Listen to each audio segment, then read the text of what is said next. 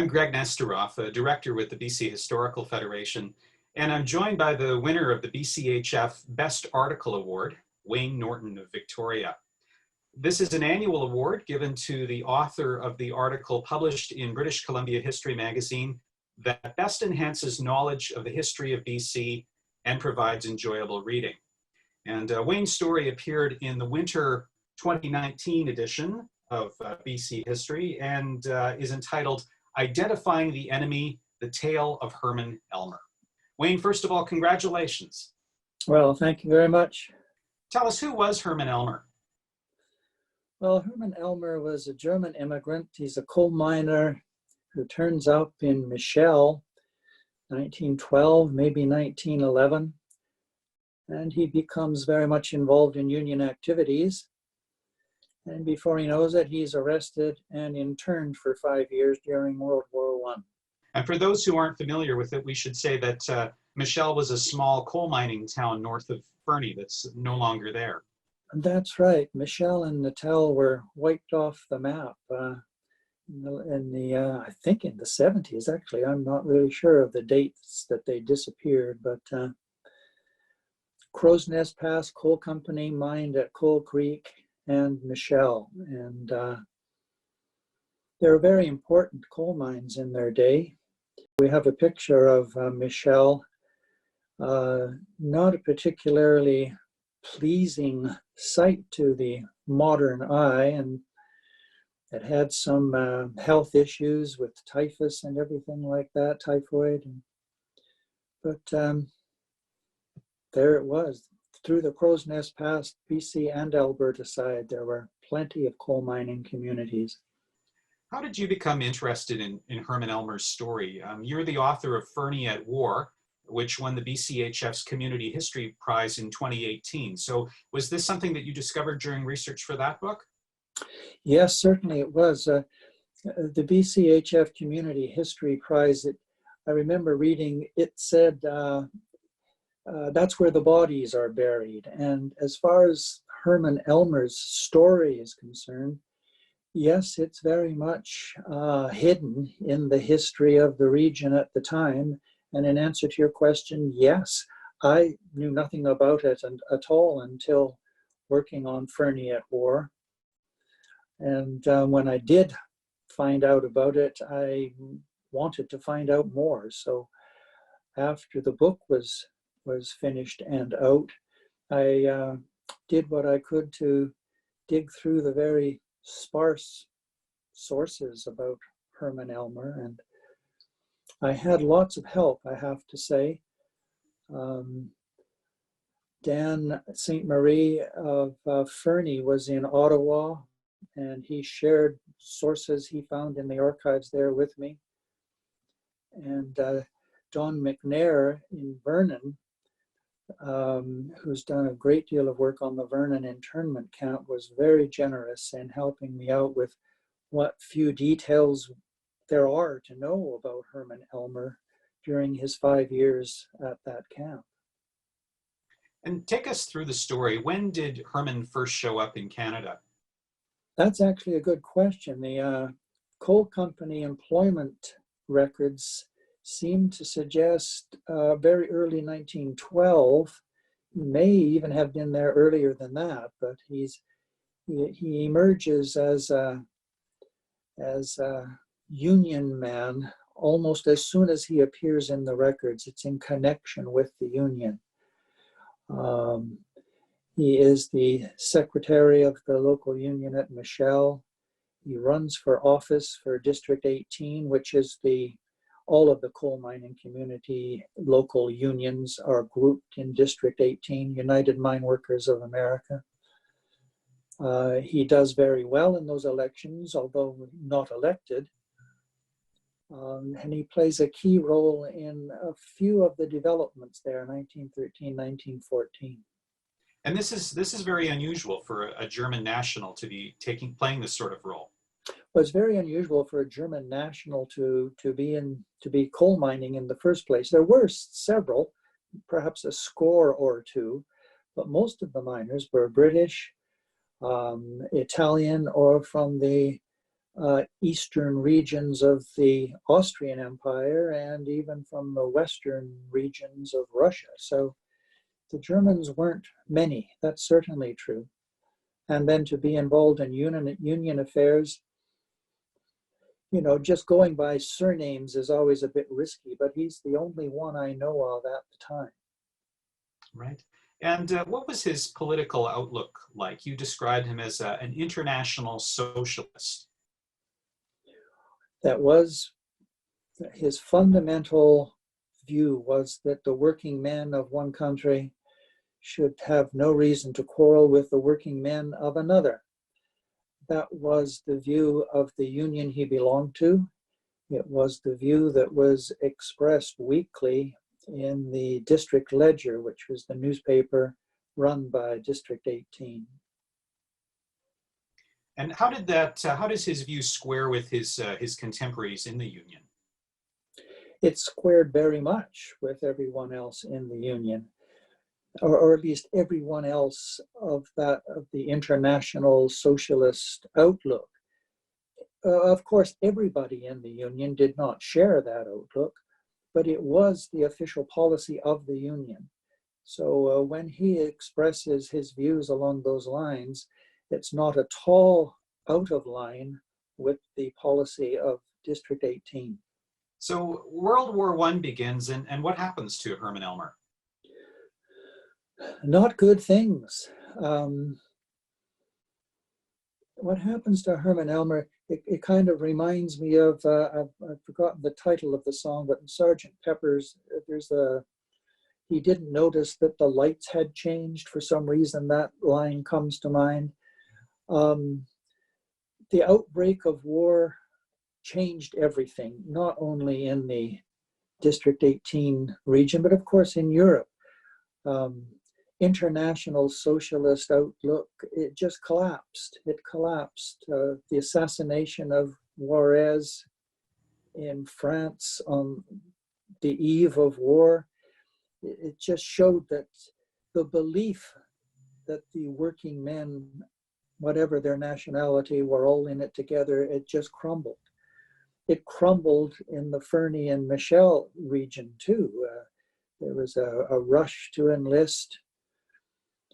The policy of the Union did not change. In fact, officially it did not change at all throughout the war, but it was not enunciated as it had been in the past. Herman Elmer stuck to it. He didn't say anything that he'd never said before, but in the changed circumstances of the outbreak of war, what he said was seen in a different light. And so how did he come to the attention of the authorities then? A union meeting the end of September in Michel, he was asked questions from the floor, and he ended up saying that he favored no particular country in the current war. That was taken by some of his listeners as being pro-German. Two men from the Union went to Fernie and swore an information, actually, which just means they gave that information. And it was Herman Elmer's great misfortune that at the time, at that very day, in Fernie was Major Ridgway Wilson, who was in charge of internment in British Columbia. This is before the federal government took over that responsibility. He immediately said that Elmer should be arrested for sedition. The chief of the provincial police in Fernie went to Michel and arrested him for that reason. Do we know anything about the motivation of the men who reported him or who swore the information? That's a very good question, and we can only guess. Herman Elmer was a man, as I say, who wasn't shy about expressing his opinions, and he expressed them sharply. There may have been some personal animosity towards him. It may have been simply men who thought they were being patriotic.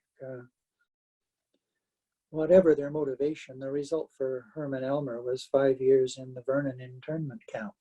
He was placed there without any trial. There's no provision for a German national. He's not naturalized, and he's being accused of sedition. Well, case closed was what Major Ridgway Wilson thought. So that was it for Mr. Elmer. He spent a very short time in the Fernie jail and was taken to Vernon right at the end of September 1914.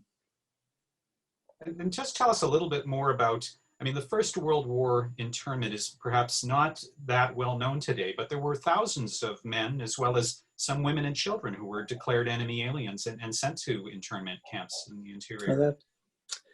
That's right. One of them was in the Fernie area, but that's a whole different story, and a story for about a year later. My understanding, more than 8,000 such individuals were in internment camps in Canada during the First World War. Most of them were not German. Most of them were from Poland, what's now Poland, Hungary, Ukraine, and most of them were there simply because they were unemployed. They were not naturalized. It's a big story, that one, and you're quite right when you say even now it's still very little known, very little known. Herman Elmer, he's one of 8,000 plus. His story is unique in a way, but in other ways it's not unique. It happened to thousands of people at the time. Do we know much about Herman's 5 years in the internment camp? Frustratingly little. Frustratingly little. As I say, Don McNair helped me out with the information there, and Herman Elmer's name just doesn't come up. It just doesn't come up, which suggests he's a model prisoner, if you like. There are several attempts to have him released. District 18, they do their best to have the case reviewed by the military authorities. The BC Federation of Labor takes up the case, all to no avail. They see no reason, the military authorities say, we see no reason to review this case at the time. And so he spends 5 years in the 5 years, that's right, 5 years. Initially, he doesn't understand why he's been arrested. Then he must have been hopeful of release. Then he must have become discouraged. And at the end of the war, when there is a final attempt being made to have him released, the political situation has changed, and what's causing the fear amongst military authorities then is revolutionary socialism. And the commander at the Vernon camp identifies Elmer as being IWW, which is used as the justification for not releasing him in 1919. 5 years. So even after the conclusion of the war, he's still in the camp is still going. He's still there. The camps keep going until the until the armistice. Sorry, until the Versailles Treaty is signed. That's when the signal is for release. But I'd have to look at my notes again. But I think Elmer was deported even before that. And deported back to Germany? Deported initially to England because the British authorities agreed to take a certain number of internees and keep them temporarily in Britain. And upon the signing of the Versailles Treaty, that's when they were sent back to Germany. Let's see. Do we have any knowledge of his life afterward once he returned to Germany?